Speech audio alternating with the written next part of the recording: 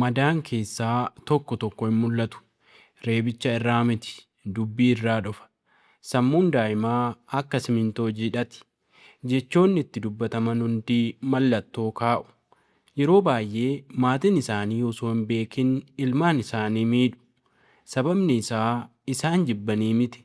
Garuu jechoonni summii qaban dhalootaa dhalootatti darbu.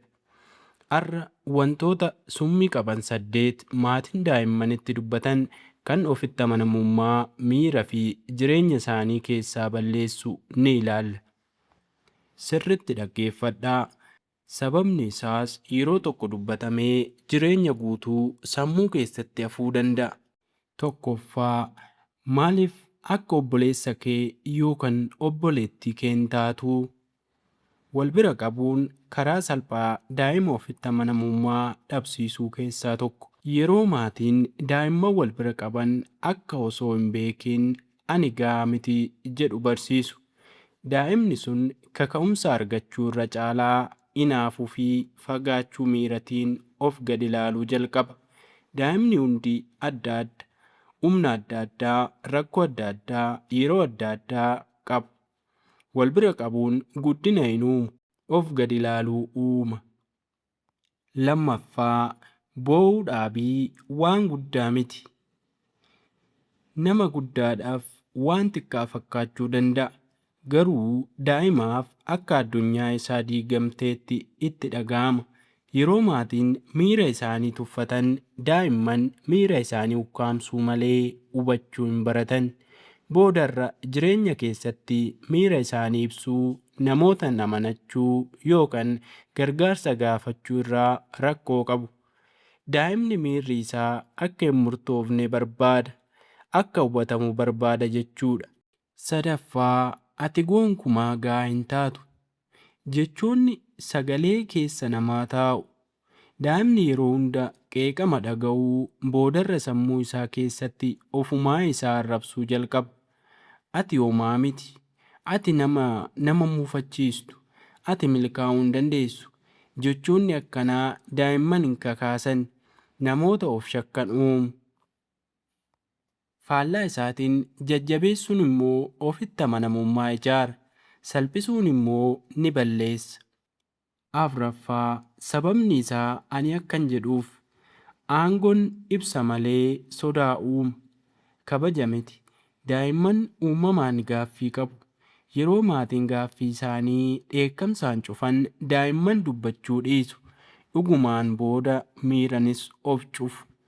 Maatii cimaa jechuun mootummaa miti, qajeelchuu fi hubachuudha. Shanaffaa, ati yeroo hunda waan hundumaa balleessita. Mee akka daa'immaatti dubbii kana dhaga'uuf yaadi. Dogoggorri tokko eenyummaa kee ta'a. Daa'imman ani rakkoodha jechuun of amanuu jalqabu. Namni kamuu guutuu miti. Dogoggorri nama ta'uu keessatti kutaa jireenyadha. Maatii gaariin amala sirreessa malee eenyummaa daa'imaa hin cabsu. Jaaffaa, ani siif jecha waan hundumaa aarsaa godheera. Dubbiin kun jaalala osoo hin taane yakka ofitti dhaga'uu uuma. Eeyyee, daa'imman maatii isaanii kabajuu qabu. Garuu rakkoo maatii isaanii baachuu akka qabanitti akka hin dhaga'amne. Yeroo yakki keessa seenuu daa'imman dhiphinaa fi sodaa keessatti guddatu. Jaalalli dhugaa akka liqii hin fakkaatu.